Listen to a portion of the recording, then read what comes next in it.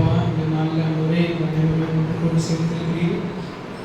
ஆண்டவரே வந்து ஒருவருடைய உரிமையாக திரும்பி சொல்லாமல் எங்களை விரைப்பி அனுப்புங்க. ஆண்டவரே ஆவியினாலே அப்பா நாங்கள் இன்னும் அநேக காரியங்களை இன்னும் பெற்றுக்கொள்ள கிருபை தாருங்கள். ஆண்டவரே வருகைக்காக நாங்கள் இன்னும் ஆர்வமோடு காத்திருக்க எங்களுக்கு விளைத்தாரும். ஆண்டவரே இந்த உலகம் மாமிச பிசாசு எதுவும் எங்களுக்கு தொடாமல் காத்துக்கொள்ளுங்கள். ஆவியினாலே நிரப்பிக்கொண்டே இயேசு நாமத்தில் பிதாவே ஆமென். ஹல்லேலூயா. இன்றைக்கு நான் ஒரு மெசேஜ்ன்றதை எடுக்கிறது எப்படி எடுத்துன்னா, ஒரு பழைய ஏற்பாட்டு மக்களுக்கும் நமக்கும் இருக்கிற ஒரு வித்தியாசத்தை ஃபஸ்ட்டு பார்க்கணும். பழைய ஏற்பாட்டில் வந்துட்டு அவர்களுக்கு இவ்வளவு தெளிவான வேதம் கிடையாது. அவர்களுக்கு நம்மளுடைய பாக்கியத்தை ஃபஸ்ட்டு நம்ம அறிந்து கொள்ள வேண்டும். முதலாவது என்னன்னா, இவ்வளவு தெளிவாக ஆரம்பம் முதல் முடிவு வரைக்கும் வேதத்தை வந்து எழுதி கர்த்தரோட செயல்கள் இப்படி இருக்கு, கர்த்தர் இவ்வாறு செயல்களை செய்கிறார் என்ற அவ்வளவு தெளிவான காரியங்கள் அவர்களுக்கு இல்லை. ஆனால் அவர்களும் மேற்கொண்டார்கள். அவர்களும் என்ன செஞ்சாங்கன்னா பரலோக ராஜ்யத்துக்கு தகுதியுள்ளவர்களாக மாறினாங்க. அப்போ அவ்வளவு தகுதி ஆகிறதுக்கு அப்போ என்ன வேணும் அப்படின்றது வந்து இப்போ பார்க்கணும். ஏன்னா நிறைய பேருக்கு வந்து என்னன்னா, எனக்கு இயேசு பற்றி அவ்வளவு தெரியாது, ஸோ அதனால நான் ஏற்றுக்கல, நான் பாட்டு வாழ்க்கையை வாழ்ந்துட்டு இருக்கேன், எனக்கு வந்து அந்த விஷயத்தை பற்றி அவ்வளோ தெரியாது, அதனால் நான் அப்படி வாழ்ந்துட்டு இருக்கேன்னு சொல்கிறாங்க.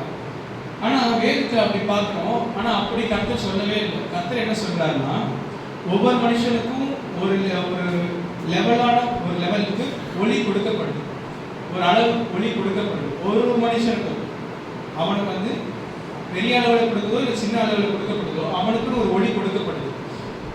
அந்த ஒளி அவனுக்கு வரும் பொழுது அவன் அதை ஏற்றுக்கொண்டு அதில் நடக்கும் பொழுதுதான் இன்னும் இன்னும் மேலான ஒளி கிடைக்கும், பிரகாசம் கிடைக்கும். இப்போ ஒரு தூரத்துலேருந்து ஒரு வெளிச்சம் அடிக்குதுன்றது அது ரொம்ப தூரத்தில் இருக்கவங்களுக்கு பார்க்கும்போது ரொம்ப சின்ன ஒரு இந்த நட்சத்திரத்தோட ஒளியை பார்க்கணும். என்ன பார்க்கணும்? ஒரு சின்ன ஒளி தான் பார்க்கணும். ஆனால் அதுக்கு கிட்ட செல்ல செல்ல நமக்கு என்ன தெரியும்னா அது பிரகாசமாகிக்கிட்டே இருக்கும். அதே போலதான் வேத வசனமும் நாம் கிட்ட செல்ல செல்ல பிரகாசமாகிக்கிட்டே இருக்கும். இந்த வேத வசனங்கள்ல வந்து ஒரு ஒரு ஒரு அழகான ஒரு விஷயத்தை பார்க்கலாம். யோவான் 12ஆம் அதிகாரம் 37 முதல் 43ஆம் வசனம் தமிழ்ல படிக்கலாம். யோவான் 12ஆம் அதிகாரம் 37 முதல் 43ஆம் வசனம். அவர் இத்தனை அற்புதங்களை அவர்களுக்கு முன்பாக செய்திருந்தும் அவர்கள் அவரை விசுவாசிக்கவில்லை. கர்த்தாவே, எங்கள் மூலமாய் கேள்விப்பட்டதை விசுவாசித்தவன் யார்? கர்த்தருடைய புயம் யாருக்கு வெளிப்பட்டது என்று ஏசாயா தீர்க்கதரிசினால் சொன்ன வசனம் நிறைவேறும்படி இப்படி நடந்தது.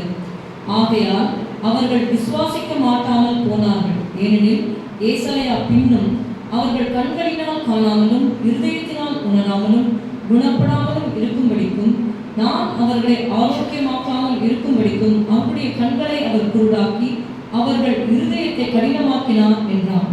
ஏசாயா அவருடைய மகிமையை கண்டு அவரை குறித்து பேசுகிற போது இவைகளை சொன்னார். ஆகிலும் அதிகாரிகளிலும் அநேகர் அவரிடத்தில் விசுவாசம் வைத்தார்கள். அப்படி இருந்தும் ஜெப ஆலயத்துக்கு புறம்பாக்கப்படாதபடி பரிசேயர் நிமித்தம் அதை அறிக்கை பண்ணாதிருந்தார்கள். அவர்கள் தேவனால் வருகிற மகிமையிலும் மனுஷரால் வருகிற மகிமையை அதிகமாய் விரும்பினார்கள். இந்த பகுதியை நம்ம நல்லா படிச்சாங்க. அதில் கவனிச்சிங்கன்னா தெரியும், அவர்கள் ஏன் விசுவாசிக்க முடியாம போயிடுச்சுன்னு பார்த்தீங்கன்னா, வேத வாக்கியங்கள் நிறைவேறுவதற்காகவே அவர்களுக்கு விசுவாசம் இல்லை என்று பார்க்கிறோம். அப்போ மனிதர்களாக இருக்கிற நமக்கு ரெண்டு விதமான வாழ்க்கை இருக்கு. ரெண்டுமே வேதத்துக்கு ஏற்பட்ட வாழ்க்கையில தான் இருக்கு. வேதத்துல ஒரு கூட்டத்துக்கு விசுவாசம் இல்லாமல் போகிறதுக்காக என்ன இருக்குன்னா தீர்க்க தரிசனம் இருக்கு. ஏசாயா தீர்க்க தரிசனம் நிறைவேறுவதற்காக அவர்கள் விசுவாசிக்க முடியலன்னு பார்க்கணும். ஓகே, இன்னொரு கூட்டம் இருக்காங்க 42ஆம் வருஷம். அப்படி இருந்தும் படிங்க. ஆகிலும் அதிகாரிகளிலும் அநேகர் அவரிடத்தில் விசுவாசம் வைத்தார்கள். அப்படி இருந்தும் ஜெப ஆலயத்துக்கு புறம்பாக்கப்படாதபடி பரிசேயர் நிமித்தம் அதை அறிக்கை பண்ணாதிருந்தார்கள். ஆமென். சோ இங்க பார்க்கிறோம், விசுவாசம் வந்துருச்சு.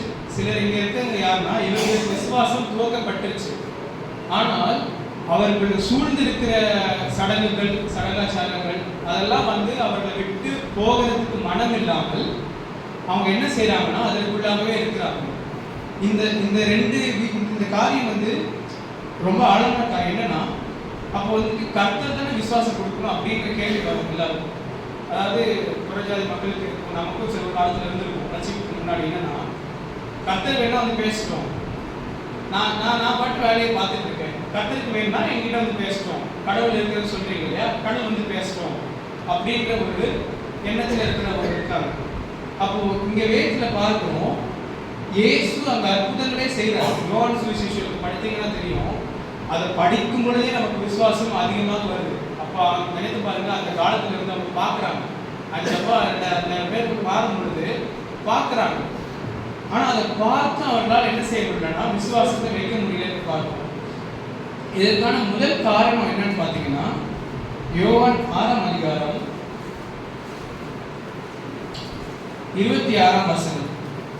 இயேசு அவர்களுக்கு பிரதியுத்தரமாக, நீங்கள் அற்புதங்களை கண்டதினால் அல்ல, நீங்கள் அப்பம் புசித்து திருப்தியானதினாலேயே என்னை தேடுகிறீர்கள் என்று மெய்யாகவே உங்களுக்கு சொல்லுகிறேன். ஆமென். இங்க பார்க்கிறோம், அதாவது கர்த்தருடைய வல்லமையே கர்த்தர் வந்து ஜனங்களுக்காக செய்யும் பொழுது, ஒரு விஷயத்தை காட்டும் பொழுது, உடனே பாவம் எப்படி அதை வெளிப்படுத்துகிறது என்றால், மனிதனுக்குள்ள இருக்கிற பாவம் எவ்வாறு அதை பெற்றுக்கொள்ள நினைக்கிறதுன்னா, அப்பம் வந்து ஈஸியா கிடைக்குது, வேலை செய்யாம அப்பம் கிடைக்குது, சாப்பிட்டா 3 வேளை சாப்பாடு ஃப்ரீயா கிடைக்குது. அப்போ இந்த உலகத்துல கடவுள் இருக்காரா, கடவுள் உதவி செய்யாதா, அப்ப எனக்கு உடனே ஒரு 10 கோடி ரூபாய் கொடுக்கணும், 20 கோடி ரூபாய் கொடுக்கணும், என் வாழ்க்கையில் எல்லா பிரச்சனையும் போயிடும், நான் வாட்டு நிம்மதியா சொகுசா வாழ்ந்துக்குவேன், வேலையே செய்ய மாட்டேன். இப்படிப்பட்ட எண்ணம் கொண்டவர்களாக இருந்தாங்க. நான் சொல்றது வந்துட்டு எவ்வளவு பணம் தான் சாப்பாடுக்கு தான் பயன்படுத்துவோம். என்னன்னா, அவர்கள் வந்து அப்பம் புசித்து திருப்தி ஆயிட்டாங்க. ஆனா இப்ப என்ன வேணும்னா அவங்களுக்கு இன்னும் அதுதான் வேணும். அப்போ வந்து கர்த்தருடைய வல்லமை கர்த்தர் காட்டுறார், நான் இருக்கிறேன்ப்பா என் விசுவாசி காட்டும் பொழுது, அதற்குள்ளாக அவர்கள் என்ன தேடுறாங்க, என்ன இதை மாத்திரம் தேடுறாங்கன்னா, கர்த்தர் வந்துட்டு எனக்கு உலக காரியங்கள் எல்லாம் சொகுசா இருக்கணும், இந்த உலகத்துல எனக்கு பாடுகளே வராம பரிபூர்ணமா இருக்கணும் அப்படின்ற எண்ணங்கள் மட்டும் இருக்கு. அதை இயேசு பயங்கரமாக கண்டிக்கிறார் என்று பார்க்கிறோம். கர்த்தர் பயங்கரமாக கண்டிக்கிறார். அடுத்த வசனம் சொல்லுகிறார், 27ஆம் வசனம். அழிந்து போகிற போஜனத்திற்காக அல்ல, நித்திய ஜீவன் வரைக்கும் நிலைநிற்கிற போஜனத்திற்காகவே கிரியை நடப்பீர்கள். அதை மனுஷகுமாரன் உங்களுக்கு கொடுப்பார், அவரை பிதாவாகிய தேவன் முத்திரித்திருக்கிறார் என்றார். இந்த அதிகாரத்தை நீங்க இன்னும் அதிகமாக படித்தீங்கன்னா தெரியும், இயேசு வந்து எவ்வாறு சொல்றாருன்னா, சரி சாப்பாடு தானே, என்கிட்ட வந்துட்டீங்க, சாப்பாடு தான் வேணும் அப்படின்னு நினைவு வரும்போது, சரி அன்றைக்கு என்னால் செய்ய முடிஞ்சிருக்கிறது, என்னால் இருக்கிறத தகுதிக்கு நான் கொடுத்தேன் உங்களுக்கு சாப்பாடு எல்லாமே. இன்னைக்கு வந்து கேட்குறீங்க, என்கிட்ட இல்லை, சரி என் மாம்சத்தை குடிச்சுக்கோங்க, என்னை கொண்டு நீங்கள் சாப்பாடு சாப்பிடுவாங்க இந்த உலகத்துக்கு அப்படின்னு சொல்லும்போது அவர்களுக்கு அது கஷ்டமா இருக்கு. அது வந்து ஒரு சின்ன விஷயமா இல்லை. அவர் வந்து தெளிவாக என்ன சொல்றாருன்னா, உனக்கு வந்து வேலை செய்யாம உனக்கு சாப்பாடு தான் வேணும்னா இந்த எண்ணெய் அடிச்சு சாப்பிடு, எண்ணெயே கொண்டு நீ சாப்பிட்டு திருப்தி ஆகிப்போ, உனக்கு அப்படிதான் திருப்தி வேணும்னா கில் மீ அண்ட் ஈட் அப்படின்ற ஒரு ஒரு ஒரு அவரோட கஷ்டத்தில் அவர் சொல்றாரு. அப்போ ஏன் அப்படி சொல்றாருன்னா, கர்த்தருடைய இந்த வார்த்தையோட என்ன சொல்லப்பட்டிருக்குன்னா, அவர் பேசுகிற வார்த்தைகள் ஆவியாயும் ஜீவனமா இருக்குது. இப்போ கேட்பார் பாருங்க, 61ஆம் வசனம், 6ஆம் அதிகாரம் 61ஆம் வசனம். அதை குறித்து முறுமுறுக்கிறார்கள் என்று இயேசு தமக்குள்ளே அறிந்து அவர்களை நோக்கி, இது உங்களுக்கு இடரலாக இருக்கிறதோ, இது உங்களுக்கு இடரலாக இருக்கிறதோ, அதாவது கர்த்தர் ஆசீர்வாதங்களை தருகிறார், ஆனா அதற்காக நீ வேலையை செய்யாத அளவிற்கு உனக்கு ஆசீர்வாதங்களை குவிக்கிறவராக இருக்க மாட்டார் அப்படின்னு அவரை இருக்கும் பொழுது, அது வந்து உங்களுக்கு இடரலாக இருக்கிறதா? So God helps, God loves us எல்லாம் சொல்லும் பொழுதும், உலகத்தில் பாடுகள் இருக்கும் பொழுது உலகத்துடைய காரியங்களில் நாம் முன்னேறி செல்ல வேண்டும் என்ற இது இருக்குது, லைஃப் ஸ்டைல். அதாவது we have to study, we have to grow, படித்து தேறி அடுத்த வேலை செய்து குடும்பத்தை கட்டி இப்படி செல்ல வேண்டும் என்ற வாழ்க்கையை கர்த்தர் நியமித்திருக்கிறார். ஆதாமை படைக்கும் பொழுது கர்த்தர் என்ன நியமித்தார்? அவர் தோட்டத்தை பண்படுத்த வேண்டும். இப்போ நிறைய பேர் என்னன்னா, தோட்டத்தை பண்படுத்த முடியாது, கர்த்தரை நான் செய்ய, நான் ஒரு வேலை செய்வேன், தோட்டத்தை பண்படுத்தணும், அப்படி கிடையாது, தோட்டத்தை பண்படுத்த வேண்டும்.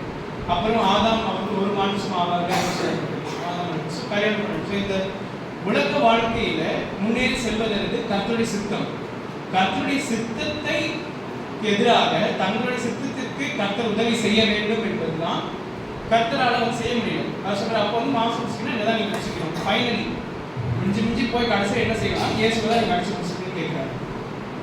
ஏன்னா அவருடைய வந்த காரணம் எதற்காகனா, நீங்கள் அவர் மூலமாக பிதாவை விசுவாசிங்க, தேவன் உண்டென்றதை விசுவாசிங்க, நித்திய ஜீவன் உண்டென்றதை விசுவாசிக்கணும் என்பதற்காக வந்தார்.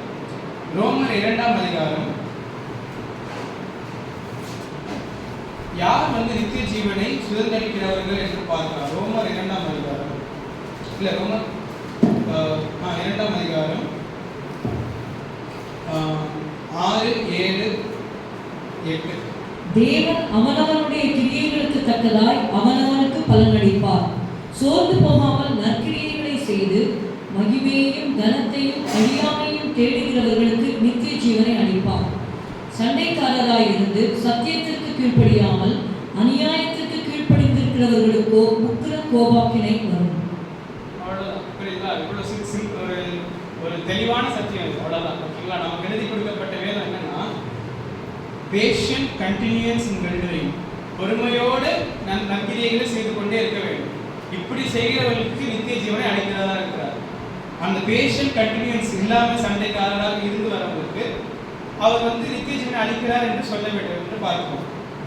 ஸோ அப்போ எதற்காக கர்த்தர் மேல விசுவாசம் வைக்கிறதே வேஸ்டா அப்படின்னு கேட்டா, இல்ல, நித்திய ஜீவன் என்பது ஒன்று இருக்கிறது என்று கர்த்தர் சொல்றார். ஓகேவா? கர்த்தருடைய வழியில நடக்காதவர்கள் அந்த நித்திய ஜீவனை சுதந்திரிக்கிறது இல்லை. அது மாத்திரமில்லை, இப்போ நாம் படித்த வார்த்தையின்படி வேத வாக்கியங்கள் படி இப்படி இருக்கு அப்படின்னு பார்ப்போம். வேத வாக்கியங்கள் நிறைவேறும்படியாக இவ்வாறாக நடக்கிறது. எவ்வாறு நடக்குதுன்னா, சிலர் விசுவாசிக்கிறதுக்கும் சிலர் அவிசுவாசம் பெறுவதற்கும் இது நடக்கிறது என்று பார்க்கணும். அவிசுவாசம் ஏன் வருது என்றால், அவர்கள் அநேக அற்புதங்களை பார்த்தார்கள். அநேக அற்புதங்கள் பார்த்தாங்க. கர்த்தர் நினைக்கலாம், ஜனங்க வந்துட்டு விசுவாசிக்காத காரணம் கர்த்தருடைய வல்லமை இல்லை, கர்த்தருடைய கிரியைகள் கம்மியா இருக்கு போல அவர்கள் வாழ்க்கையில, அதனால அவங்க விசுவாசிக்க மாட்டேங்கிறாங்க அப்படிங்கிறது நினைக்கலாம். But it's not true. It's not that they see less miracles, but they see more goodness of God every day. கிறிஸ்தவர்களாக இருக்கிற நம்மளை விட, இயேசுவை தினந்தோறும் விசுவாசித்து நடக்கிற நம்மளை விட, அவர்கள் தான் அதிகமான கர்த்தர் நன்மை பெற்றுக் கொண்டிருக்கிறாங்க. இந்த ரோமர் 2ஆம் அதிகாரத்தில் பார்த்தோம். என்ன பார்க்கலாம்னா, கர்த்தருடைய நன்மை அவர்களை மன திரும்புதலுக்கு ஏதுவாக நடத்துகிறது என்று பார்க்கிறோம். ரோமர் 2 அந்த அதிகாரம் நான் வசனத்துக்கு போறேன்னா சரி. ரோமர் 2 4ஆம் வசனம். அல்லது தேவ தயவு நீ குணப்படும்படி உன்னை ஏவுகிறது என்று அறியாமல் அவருடைய தயவு, பொறுமை, நீடிய சாந்தம் இவைகளின் ஐஸ்வர்யத்தை அசட்டை பண்ணுகிறாயோ? Amen. So God's goodness should lead thee to repentance. People who are receiving so much goodness in this world, they should come back to repentance. மனம் திரும்புதலுக்கு ஏதுவாக போகணும். அநேக நன்மைகளை பெற்றும் மனம் திரும்புதலுக்கு போகாத வரும்போது கர்த்தர் அவர்களுக்கு வைத்திருக்கிறது கோபாக்கினையை தான் வைத்திருக்கார். கோபாக்கினை கலசத்தை தான் வைத்திருக்கார். இது வந்துட்டு கிறிஸ்துவாக இருக்கிறவங்களுக்கு நிறைய பேர், அதாவது மனுஷன் மேல இருக்கிற இறக்கத்தினால நமக்கு என்ன சொல்றோம்னா, சரி இல்லை எல்லாருமே கடவுள் நேசிக்கிறார் அப்படின்னு சொல்லுறோம். ஆனா சத்தியம் என்னவென்றால், எந்த நியாய தீர்ப்பினாலே நாம் ரட்சிக்கப்படுகிறோமோ அதே நியாய தீர்ப்பினாலே அவிசுவாசிகள் கோபாக்கினைக்குள்ளாக தண்டிக்கப்படுவார்கள். இது வந்து ஒரு ஆழமான சத்தியம். என்னன்னா, சேம் ஜட்ஜ்மெண்ட், ஒரு நியாய தீர்ப்பு நடக்க போகுது. ஒரு முறை மறிப்பதும் பின்பு நியாய தீர்ப்பு அடைப்பதும் மனிதருக்கு நியமிக்கப்பட்டிருக்கிறது. இதே நியாய தீர்ப்பு நடக்க போகிறது. அதே நியாய தீர்ப்புல நாம் ரட்சிக்கப்படுவோம், அவர்கள் தண்டிக்கப்படுவார்கள். இது வந்து ஏன்னா இது வந்து கோதுமையையும் பதரையும் பிரிக்கிற ஒரு நியாய தீர்ப்பு. This is judgement. நீதிமான்களையும் பாவிகளையும் பிரிக்கிற நியாய தீர்ப்பு அங்கதான் வரப்போகுது. அப்போ அந்த நியாய தீர்ப்பை நாமும் ஒட்டுக்கொள்ள வேண்டும். நமக்கு வந்து என்னன்னா, நாம் இந்த காரியங்களை குறித்து அசட்டையாக இருக்க தேவையில்லை. we need not be ignorant. அதாவது இது எனக்கு தெரியல, நியாய தீர்ப்பு எப்படி நடக்கும் தெரியல அப்படின்ற எண்ணங்கள் இருக்க வேண்டாம். நியாய தீர்ப்பு சத்தியத்தின்படி தான் நடக்கும். அதையும் வசனம் என்ன படிக்கலாம். 2ஆம் வசனம் ரோமர் 2:2. இப்படிப்பட்டவைகளை செய்கிறவர்களுக்கு தேவனுடைய நியாய தீர்ப்பு சத்தியத்தின்படியே இருக்கிறது என்று அறிந்திருக்கிறோம். ஆமென். நியாய தீர்ப்பு சத்தியத்தின்படி தான் நடக்கும். ஓகேங்களா? கர்த்தர் நியாய தீர்ப்பை வைப்பாரு. நியாய தீர்ப்புல எந்த இயேசுவினால் நாம் பரலோகத்துக்கு செல்கிறோமோ அதே இயேசுவினால் அவர்கள் நரகத்துக்கு செல்வார்கள். இதான் வசனம், இதான் வார்த்தை. இப்போ வார்த்தை என்னன்னா, இயேசு உன்னை ரட்சிக்கிறார் என்று நாம் சொல்லும் பொழுது இயேசு உலகத்திற்கு நியாய தீர்ப்பு ஒரு நாள் வைத்திருக்கிறார். அப்போஸ்தலர் 17ஆம் அதிகாரத்தை நீங்க படிச்சீங்கன்னா தெரியும், படிச்சிருப்பீங்க நிறைய பேர் நினைக்கிறேன். ஏதென்ஸ்ல வந்துட்டு பவுல் பிரசங்கிக்கிறாரு. அவர் பிரசங்கிக்கும் பொழுது அவர் புறஜாதிகளுக்கு பிரசங்கிக்கிறார் என்பதை அறிந்து பிரசங்கிக்கிறாரு. 31ஆம் வசனம். மேலும் ஒரு நாளை குறித்திருக்கிறார், அதிலே அவர் தாம் நியமித்த மனுஷனை கொண்டு பூலோகத்தை நீதியாய் நியாயம் தீர்ப்பார். அந்த மனுஷனை மரித்தோரிலிருந்து எழுப்பினதினாலே அதை நிச்சயத்தை எல்லாருக்கும் விளங்க பண்ணினார் என்றார். ஆமென். நீங்க கவனிச்சீங்கன்னா பயங்கரமான வசனம் என்னன்னா, நியாய தீர்ப்புக்காக தான் அவர்களுக்கு சத்தியமே போகுது. ஏன்னா அநேக பாவங்களிலும் அநேக கசப்பான பிச்சிலையும் பாவ கட்டுகளையும் மாட்டிட்டு இருக்கிறவர்களுக்கு விடுதலை என்ன கொடுக்குன்னு பார்த்தீங்கன்னா, தெளிவான வசனம் என்ன சொல்லுது? ரட்சிக்கிறார் எதிலிருந்து ரட்சிக்கிறார் என்றால் ஒரு நியாய தீர்ப்பு நாள் வைத்திருக்கிறார். இந்த உலகம் முழுவதும் பாவத்திலே இருக்கிறது. இந்த பாவத்தின் சம்பளம் மரணம் என்பதை கர்த்தர் கொடுக்க போகிறார். இந்த ஆக்கினை வரத்துக்கு முன்பாக வரப்போகிறது என்பதற்காக அவர்களுக்கு இப்போ எதுக்காக எழுப்பினார்? இயேசு எதுக்கு எழுப்பினார் பார்த்தீங்கன்னா, இந்த உலகம் நியாய தீர்ப்புல போகுது. இது கண்டிப்பாக நிறைவேற போகுது. இதை யார் செய்ய போறார் என்றால், மரித்தோரிலிருந்து முதன்மையாக உயிர்த்தெழுந்த இயேசு கிறிஸ்துவே இதை செய்ய போகிறார் என்பதை ஒவ்வொருவரும் அறிந்து கொள்வதற்காக இது நடக்குது. அப்போ நமக்கு இதுல என்ன ஒரு நன்மை? அப்போ கர்த்தர் அதற்காக மாத்திரம் செய்தார் என்றால், அதற்காக மாத்திரமும் செய்யல. நம்ம எப்படி கர்த்தர் செய்கிறார் பார்க்கிறார் என்று பார்க்கலாம். ரோமர் 4ஆம் அதிகாரம் 25ஆம் வசனம். அவர் நம்முடைய பாவங்களுக்காக ஒப்புக் கொடுக்கப்பட்டும் நாம் நீதிமான்களாக்கப்படுவதற்காக எழுப்பப்பட்டும் இருக்கிறார். ஆமென். He was இங்கிலீஷ்ல பார்க்கிறோம், he was raised again for our justification. அதாவது நம்மள பார்க்கும் பொழுது இப்போ உலகத்துல பார்க்கிறவங்களுக்கு பைத்தியக்காரன், இவன் இயேசுவை விசுவாசிக்கிறானே, கடவுள்லாம் எங்களுக்கு ஒன்றும் கிடையாது அப்படி நினைக்கிற ஒரு தாட்ஸ் இருக்கும். ஆனா நம்மளை கர்த்தர் நீதிமான்கள் இல்லை, இவங்க சொல்றதுதான் உண்மை, இவர்கள் தான் தெளிவா இருக்கிறாங்க, இவங்க தான் நித்தியத்தை குறித்தும் உலக காரியங்களை குறித்தும் தெளிவாக நடக்கிறவர்கள் என்பதை நாம் அறிந்து கொள்வதற்காக, அதற்காக நாம் ஆறுதல் பெறுவதற்காக கர்த்தர் என்ன செய்தார்னா இயேசு உயிர்த்தெழுதல் செய்தார். ஸோ இந்த வேதத்தில் எல்லாமே பார்த்தீங்கன்னா வேத வசனங்களை அதிகமாக பார்த்து கர்த்தர் அறிந்து கொள்ளலாம். ஆனால் அதில் ரெண்டு விதமாக நம்மளுடைய we will fall into one or two places. ஒன்று, நாம் விசுவாசத்தில் மிகைப்படுவோம், இல்லை அவிசுவாசத்தில் ஏறுவோம். இப்போ விசுவாசத்தில் எப்படி ஏறுறது, அவிசுவாசத்தில் எப்படி ஏறுறது என்று பார்த்தோம்னா, விசுவாசத்தில் ஏறுறதுக்கு கர்த்தர் வைத்த ஒரு அழகான வழி என்னன்னா கீழ்ப்படிதல் மூலமாக தான் விசுவாசத்தில் அதிகமாக நாம் செல்ல முடியும் என்று பார்க்கணும். இட்ஸ் பை ஒபீடியன்ஸ்ல தான் பார்க்கணும். ஏன் இந்த ஒபீடியன்ஸ் ரொம்ப முக்கியம்னா, ஞானஸ்தானத்தை குறித்து பேச போறேன். என்னன்னா, நிறைய பேர் எதற்காக வெயிட் பண்றாங்கன்னு தெரியல. ஞானஸ்தானம் எடுக்கிறதுக்கு இன்னும் என்ன வெயிட் பண்றாங்க, என்ன பார்க்கணும்? அவர் சூரியன் கருப்பாகிறதையும் சந்திரன் ரத்தமா மாறுறதையும் நட்சத்திரங்கள் விழுறதையும் பார்க்கணும்னு எதிர்பார்க்கறாங்க தெரியல. அதாவது ஞானஸ்தானம் என்பது என்னது? கிறிஸ்து நம் பாவங்களுக்காக மரித்து அடக்கம் பண்ணப்பட்டு 3ஆம் நாள் உயிர்த்தெழுந்தார். இதுக்கு ஒப்பனையான ஞானஸ்தானத்தை நாம் பெறும் பொழுது அவருடைய ஜீவனுக்கு நாம் பங்காளர்களாக மாறுவோம். ரோமர் 6ஆம் அதிகாரம் 3-4 வசனங்கள். கிறிஸ்து இயேசுக்குள்ளாக ஞானஸ்நானம் பெற்ற நாம் அனைவரும் அவருடைய மரணத்துக்குள்ளாக ஞானஸ்நானம் பெற்றதை அறியாமல் இருக்கிறீர்களா? மேலும் பிதாவின் மகிமையினாலே கிறிஸ்து மரித்தோரிலிருந்து எழுப்பப்பட்டது போல நாமும் புதிதான ஜீவன் உள்ளவர்களாய் நடந்து கொள்ளும்படிக்கு அவருடைய மரணத்திற்குள்ளாக்கும் ஞானஸ்நானத்தினாலே கிறிஸ்துவுடனே கூட அடக்கம் பண்ணப்பட்டோம். ஆமென். அல்லேலூயா. இப்போ இந்த வசனங்கள் பார்க்கிறோம். அதாவது ஞானஸ்தானம் என்பது உங்களுடைய வாழ்க்கையுடைய முடிவல்ல, அதுதான் துவக்கம். கிறிஸ்துவ ஜீவியத்தோடைய you are not even in the race. நீங்க ஞானஸ்தானம் எடுக்கலன்னா இன்னும் பந்தயத்துக்கு வந்து நிற்கவே இல்லைன்னு அர்த்தம். பந்தயத்துக்கு இன்னும் நான் வந்து சரி நான் என் பேர் எழுதுறேன், பார்ட்டிசிபேஷன் கொடுக்குறேன்றதுக்குள்ளே வராதவங்கன்னு அர்த்தம். ஸோ அப்போ இந்த ஞானஸ்தானம் எடுத்தாகணும். கிறிஸ்துவர்களாக இருக்கிறவர்கள் இயேசு விசுவாசிக்கிறீங்களா, ஞானஸ்தானம் எடுங்க.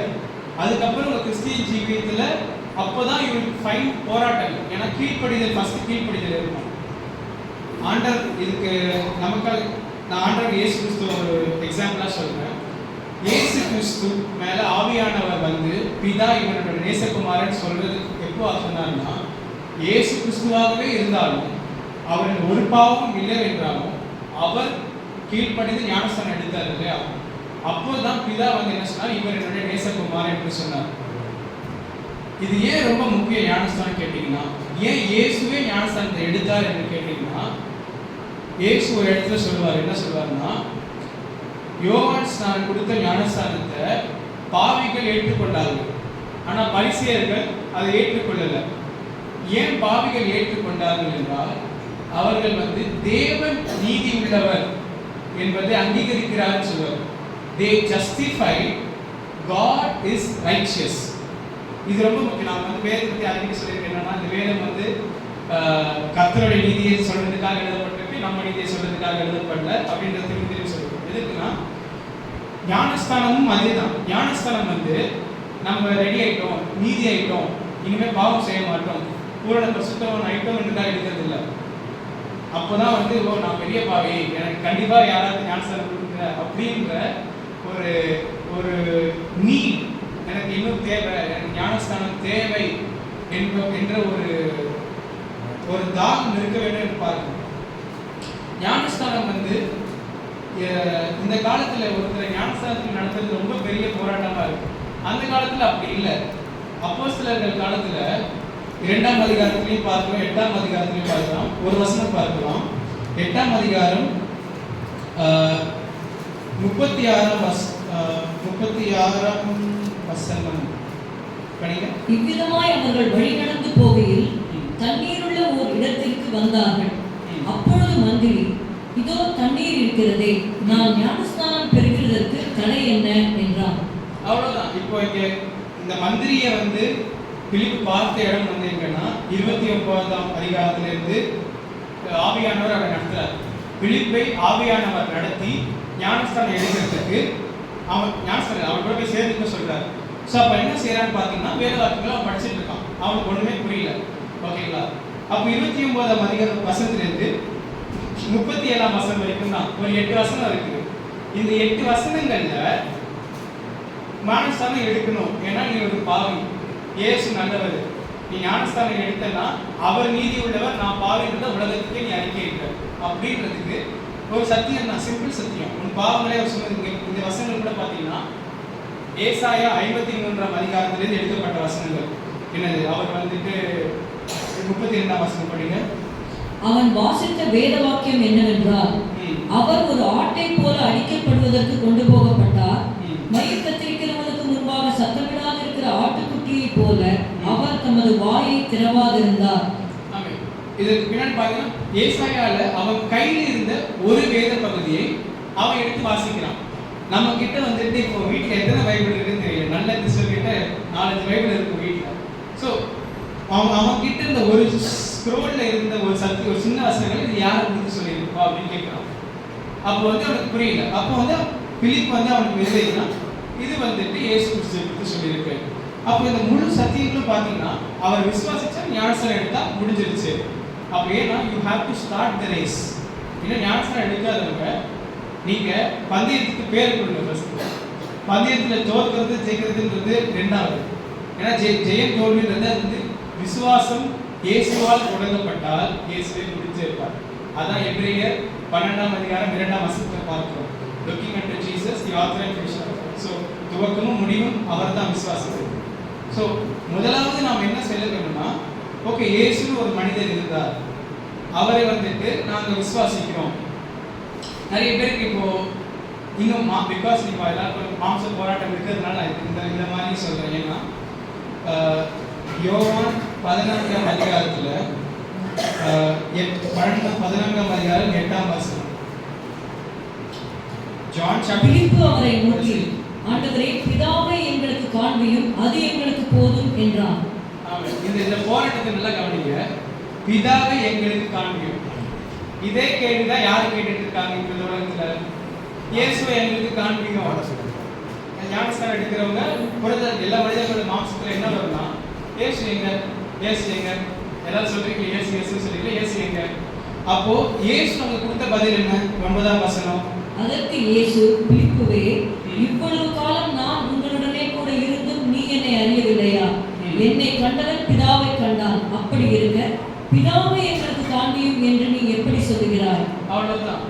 இப்ப நம்ம கிட்ட வந்துட்டு ஒருத்தர் இயேசுவை காட்டுன்னு கேட்டா நாம் கொடுக்க வேண்டிய பதிலும் என்னன்னா இந்த பதில் தான். இவ்வளவு நாள் எங்களோட இருக்கிறே, நீ இதை அறிகிறியாப்பா? நான் இயேசுவோடும் இயேசு எனக்குள்ள இருக்கிறார் என்று நீ அறிகிறியா? இவ்வளவுதான் சத்தியம். சத்தியம் என்னன்னா, we are in Jesus Christ. கிறிஸ்துவ ரட்சிக்கப்பட்ட யார் எல்லாருமே நாங்கள் இயேசுக்குள்ள இருக்கிறோம். இயேசு எங்களுக்குள்ள இருக்கிறார். இவ்வளவுதான். நீ இதுக்கு மேல இந்த இயேசுவை காட்டுன்னு என்று கேட்கிற அப்படின்றது அதுதான் நம்மளுடைய பதிலா இருக்கணும். இந்த பதில் சின்ன பதில் இல்ல. பவுலுமே இதுதான் சொல்றாரு. பவுல் 2 கொரிந்தியர்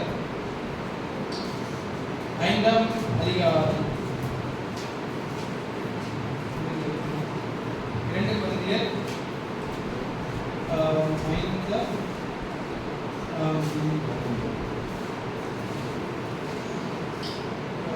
we are God ambassadors of Christ. கேட்டீங்களா?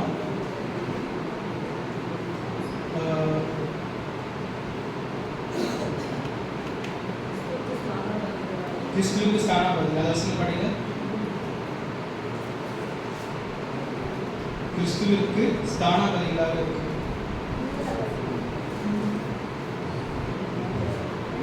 படிங்க.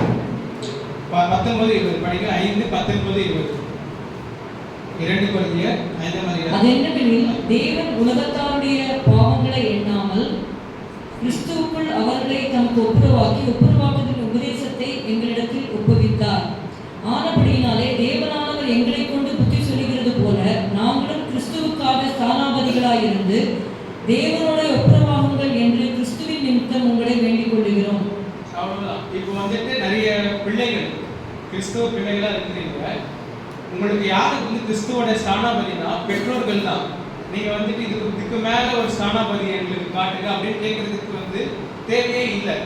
உங்கள் பெற்றோர் பிள்ளைகளே உங்கள் பெற்றோருக்கு கீழ்ப்படியுங்கள். children obey your parents in the Lord. ஏன்னா அவர்கள் ஆல்ரெடி கர்த்தருக்கு கீழ்ப்படிஞ்சிருக்கிறாங்க. அப்போ நீங்க பெற்றோருக்கு கீழ்ப்படியிருந்தா உங்களுக்கு கொடுக்கப்பட்ட சாட்சி. your life of your parents is the testimony for you children. So இதுதான் வந்துட்டு நாமும் கற்றுக் கொடுக்கணும். எல்லா ஜனங்களையும் பார்க்கும் பொழுதும் ஏசு எங்க காணும், நாங்கள் பார்க்கல, சரி பார்த்தா மட்டும் என்ன பண்ண போறேன் அப்படின்னு கேட்டா, பார்த்தா சொன்னதை செய்ய போறியான்னு கேட்டா அது பாவம் வெளியே தான் வரப்போகுது. ஏன்னா சத்தியம் அதிகமான சத்தியம் வர வர பாவம் தான் வெளியே வரும். இந்த ரோமர்ல பார்க்கலாம். சரி, இது ஞானஸ்தானத்துக்காக சொல்லிட்டேன். என்னன்னா ஃபர்ஸ்ட் நியாய தீர்ப்பு. எந்த நியாய தீர்ப்பின் மூலமாக நாம் காக்கப்படுகிறோமோ அதே நியாய தீர்ப்பு மூலமாக அவர்கள் தண்டிக்கப்படுவார்கள்.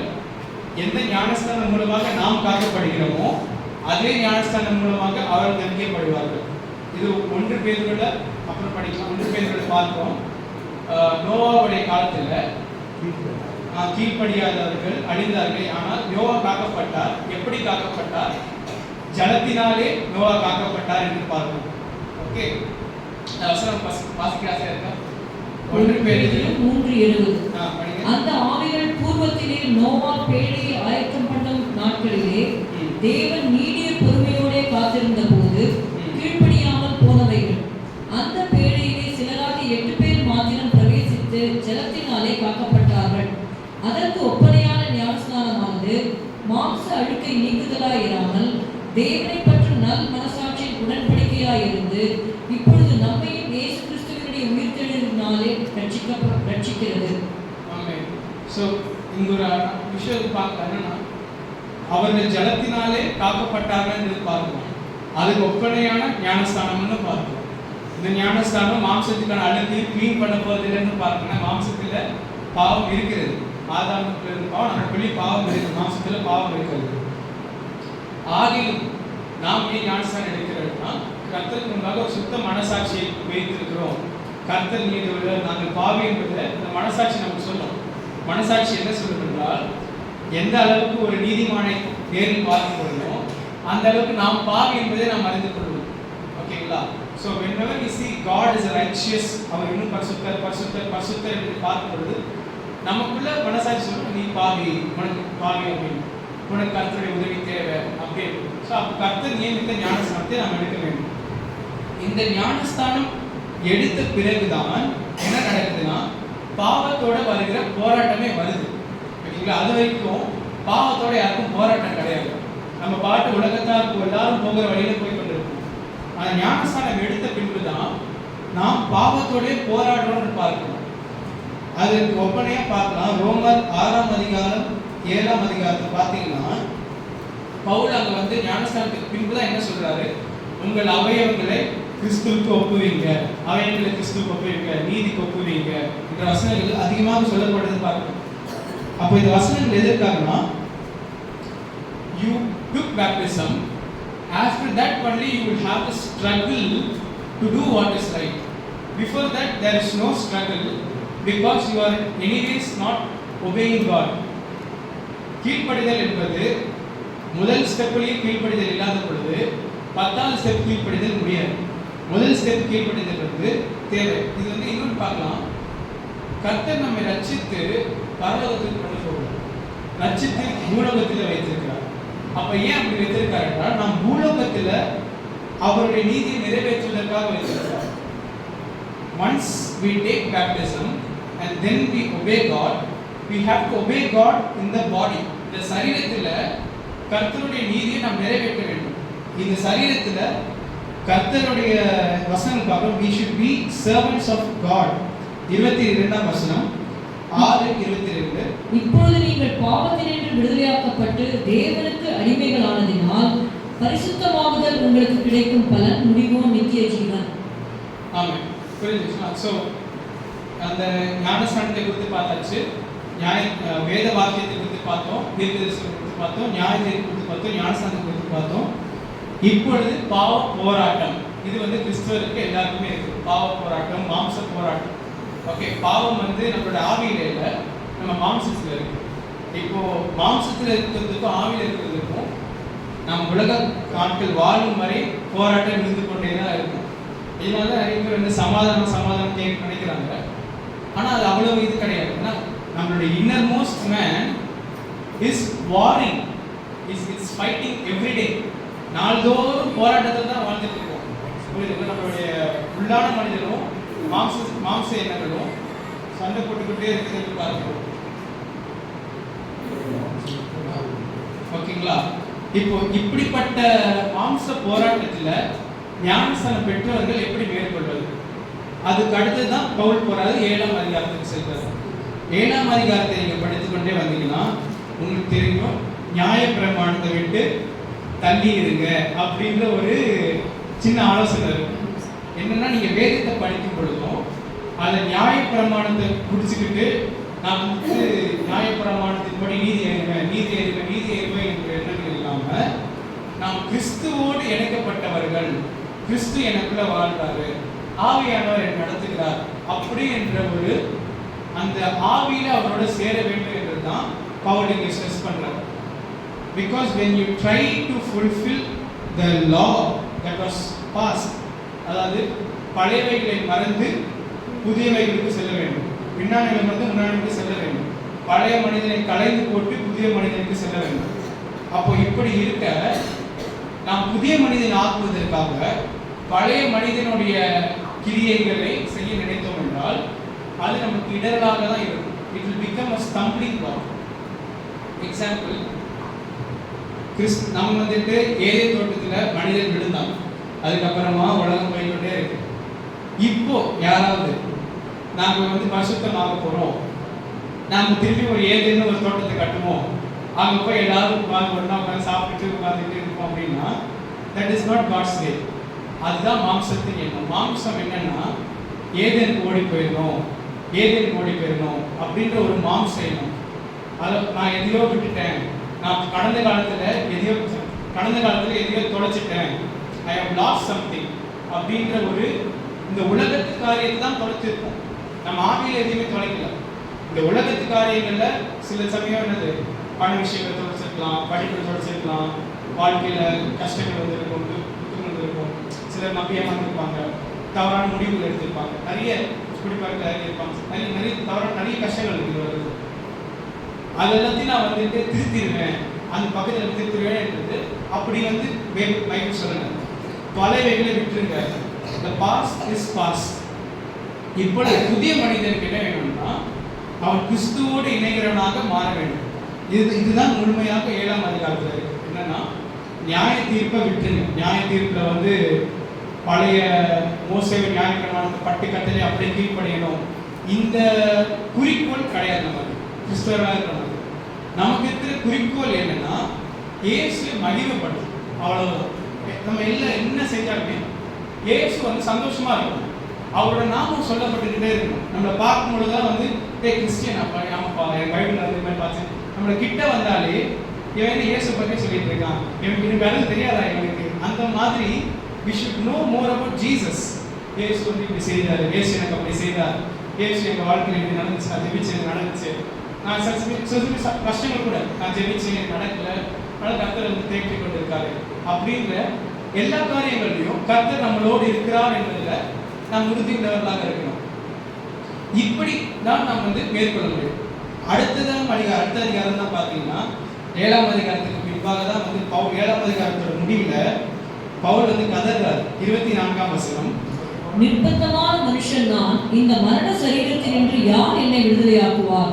ஆமென். பவுலுடைய கதறலை பார்க்கணும். அதாவது அவர் நியாயப்பிரமாணத்தை பைபிளை வச்சுக்கிட்டார், ஓல்ட் டெஸ்டமென்ட். சரி, எப்படி பரலோகம் போறது?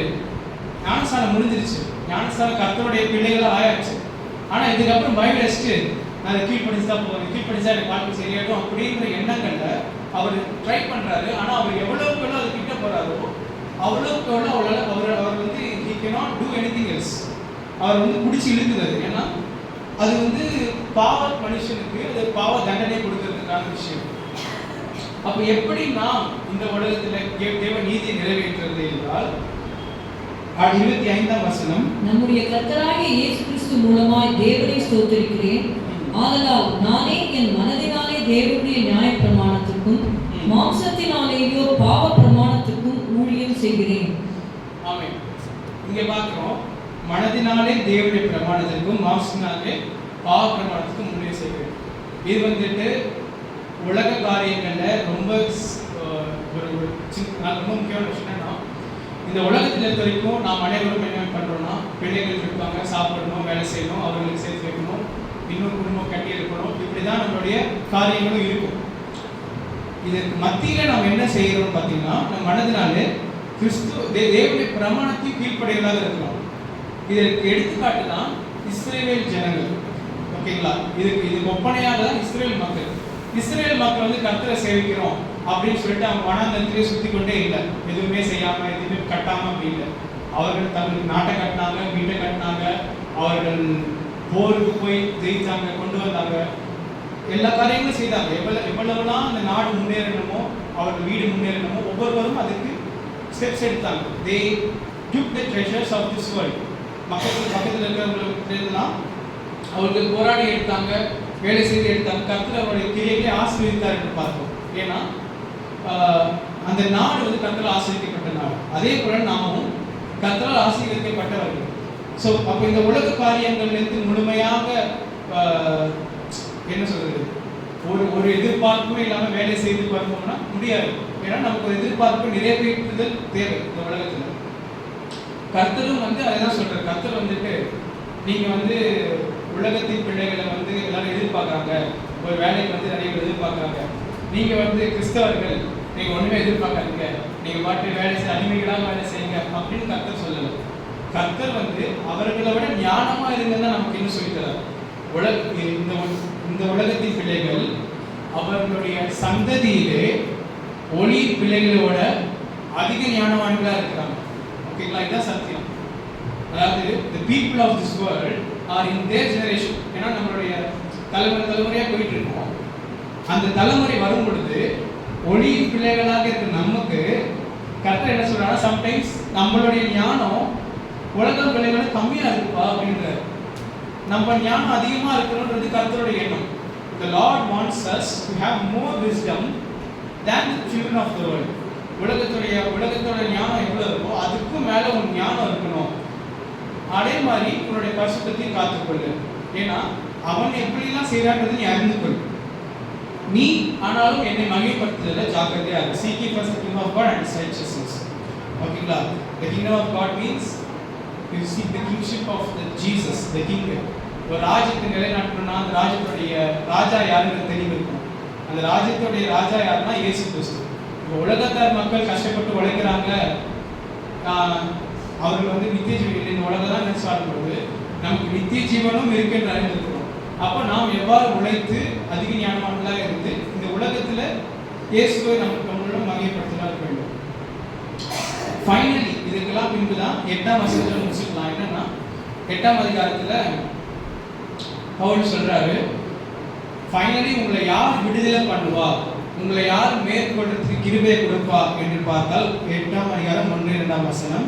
ஆனபடியால் கிறிஸ்து இயேசுவுக்கு உட்பட்டவர்களாய் இருந்து மாம்சத்தின்படி நடவாமல் ஆவியின்படியே நடக்கிறவர்களுக்கு ஆக்கினை தீர்ப்பில்லை. கிறிஸ்து இயேசுவினாலே ஜீவனுடைய ஆவியின் பிரமாணம் என்னை பாவம் மரணம் என்பவைகளின் பிரமாணத்தினின்று விடுதலையாக்கிற்றே. ஆமென். இதையும் பார்க்கிறோம். ஸோ ஃபைனலாக ஒரு கிறிஸ்துவ வாழ்க்கையில் நமக்கு என்ன வருதுன்னு பார்த்தீங்கன்னா, ஆவியானவர் வந்து நம்மளை விடுதலை பண்ணுவார் என்ற வாக்குத்தத்தம் இருக்குதுன்னு பார்க்கணும். ஆனால் இவ்வளவு வாக்குத்தத்தங்கள் இருக்குது இல்லையா? நம்ம வேதத்தை நம்ம திறந்தோம்னா நமக்கு நல்லா படித்து மைண்டை நல்லா யாரும் நல்லா படிக்க முடியுமோ அவங்களுக்கு எல்லாமே தெரியும். என்னன்னா, ஓகே நம்ம இது செய்யணும், அது செஞ்சால் இது கிடைக்கும், அது செஞ்சால் இது கிடைக்கும், செஞ்சால் அது கிடைக்கும். இது எல்லாத்தையும் தெரிஞ்சு வச்சுக்கிட்டா மட்டும் ஆசீர்வாதம் வருமா? வராது. நாம் வந்து இறங்கி செய்யணும். நம்ம வந்துட்டு எல்லாத்தையும் வந்து மைண்டில் வச்சுக்கிறதுனால நம்ம ஆசீர்வாதம் கிடையாது. ஆமாம், வேதத்தை வந்து முழுமையாக கொடுத்து வச்சுக்கிட்டா மட்டும் அதனால பிரயோஜனம் கிடையாது. எல்லாத்தையும் கற்றுக்கொண்டு ஒன்றும் பண்ண மாட்டோம். ஓகேங்களா? ஃபுல் ஆஃப் த பைபிளை படித்தாலும் nothing's gonna happen. You do something will happen. ஏதாவது ஒரு கிரியை இறங்கி செய்யுங்க, ஏதாவது வேலை செய்யும்போது, வீட்டு வேலை செய்யப்படுறோம், இதெல்லாம் கர்த்தருடைய கிரியை தான். வீட்டு வேலை செய்யப்படுறோம், வேலை செய்யப்படுறோம், என்ன செய்யறாலுமே அப்போ நமக்கு வந்து உலகத்தில் பலன் கிடைக்கும், பிரயோஜனம் கிடைக்கும். இவ்வளவு வாக்குத்தத்தங்களை வைத்துக்கொண்டும் செய்யாத பொழுது அதனால பிரயோஜனம் இல்லை. இது எங்க நம்ம பார்க்கலாம்னா, ஒரு இது எடுத்துக்காட்டு 2 ராஜாக்கள் 10ஆம் அதிகாரம் 30-31. 2 ராஜாக்கள் 10ஆம் அதிகாரம் 30-31 வசனம். கர்த்தர் யெகூவை நோக்கி, என் பார்வைக்கு செம்மையானதை நீ நன்றாய் செய்து என் இருதயத்தில் இருந்தபடியெல்லாம் ஆகாபின் குடும்பத்துக்கு செய்தபடியினால் உன் குமாரர் இஸ்ரவேலுடைய சிங்காசனத்தின் மேல் 4 தலைமுறையாக வீற்றிருப்பார்கள் என்றார். ஆனாலும் யெகூ இஸ்ரவேலின் தேவனாகிய கர்த்தரின் நியாயப்பிரமாணத்தின்படி தன் முழு இருதயத்தோடு நடக்க கவலைப்படவில்லை. இஸ்ரவேலை பாவம் செய்ய பண்ணின யெரொபெயாமின் பாவங்களை விட்டு அவன் விலகவும் இல்லை. இங்க பார்க்கிறோம், யெகூவை குறித்து எவ்வளவு பேருக்கு தெரியும்? ஜெகு, கிங் ஜெகு. அதாவது யெகூ யார் என்றால் கர்த்தர் உயர்த்தின ஒரு மனிதன். யெகூ வந்துட்டு சேனைகளுக்கு அதிபதியாக இருந்தான் இஸ்ரேல் நாட்டில்.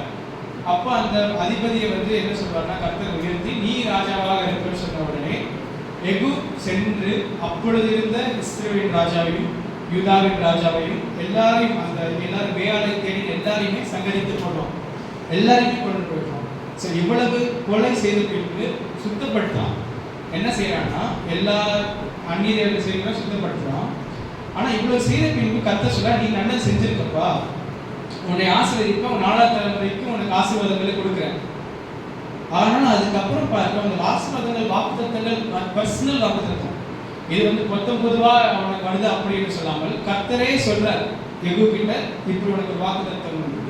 அப்போ இந்த மாதிரி பர்சனல் வாக்குத்தத்தங்கள் வந்தா கூட அவன் வந்து என்ன செய்யறான், கர்த்தர் தேடுறதுக்கு அவன் வந்து ஹார்ட் ரெடி பண்ணணும். He did not prepare his heart to seek the Lord. Seeking the Lord is different from keeping the commandments. ஓகேங்களா? வேதத்துடைய கற்பனைகள் நம்ம கொண்ட பக்காவா அப்படின்னு சொல்லிட்டு இருக்கோம். கர்த்தரை தேடுறதுக்கு வித்தியாசம் உண்டு. கற்பனைகள் எல்லாம் கை கொள்றது யாருன்னா பரிசேயர்கள். கற்பனையை மட்டும் கை கொள்ளுவாங்க.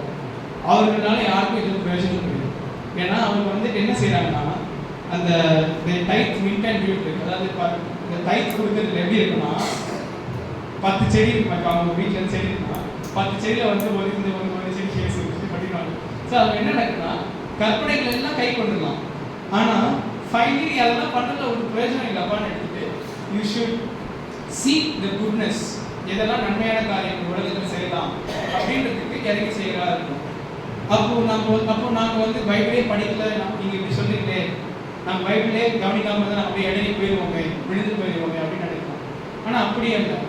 உங்களுக்குள்ள விசுவாசத்தை துவக்கினவர் முடிவு வரையில உங்களை காக்க வல்லவராக இருக்கிறார். ஸோ உங்களுடைய விசுவாசம் உங்களுடைய பலத்திலையும் இல்லை, உங்கள் ஞானத்திலையும் இல்லை, தேவ வல்லமையில தான் இருக்கு. இயேசுவை மரித்தொழிந்து உயிர்ப்பித்த வல்லமையில நம்மளே உயிர்ப்பிப்பார். அப்போ நம்ம கவனிக்கலைன்னா நம்ம மொத்தமாக போயிடுவோம், நம்ம ஒவ்வொரு வாழ்க்கையும் நம்ம ஏற்றி கொண்டுலாம் அப்படின்ற எண்ணங்கள் இல்லாமல் இயேசு நமக்காக மரித்திருக்கிறார். இந்த சத்தியம் நமக்கு போதும். இப்பொழுது நாம் இந்த உலகத்தில் சென்று செய்ய வேண்டிய காரியங்களில் நாம் பணியாற்றி நம்மளுடைய செய்கைகளை பார்த்து பிதா மகிமைப்படுத்துவார்கள் என்று பார்க்கிறோம். அல்லேலூயா. ஜெபம் செய்வோம். ஆண்டவரே அப்பா, இந்த நாளிலே ஆண்டவரே வார்த்தையினாலே எங்களோட பேசுகிறேன். அப்பா, அந்த வார்த்தைகள் ஆவியாயும் ஜீவனமாக இருக்கிறது பார்க்கிறோம். ஆண்டவரே, நாங்கள் அப்பா உங்களுடைய வார்த்தையை நாங்கள் முழுமையாக பெற்றிருக்கிறோம்.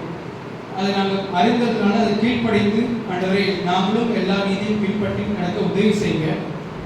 ஞானஸ்தானம் எடுக்காதவர்கள் இயேசுவே சொந்த ரட்சகராக எடுத்துக்கொண்டு ஞானஸ்தானம் எடுக்க அவர்களுக்கு கிருபை தாருங்க.